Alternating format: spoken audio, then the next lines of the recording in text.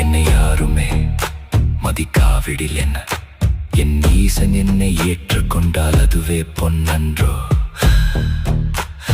புகழ் தேடி அலைந்தவன் பைத்தியமானேன், இகழ்ந்துரைக்கும் மொழியிலே இன்பத்தை கண்டேன். மண்ணாலும் வேந்தனே உன் வாழ்வும் முடியும், மௌனமாயிருப்பவன் சாம்ராஜ்யம் நீளும். விலங்குகளை உடைத்தறிந்த ஞானத்தின் வாழா, இனி என்னை ஆட்ட முடியாது உன்னுடைய கோலா. அடிமையாக நின்றாலும் நான் ஒரு ராஜா, அகிலத்தை ஆளுகின்ற சிவமன்றி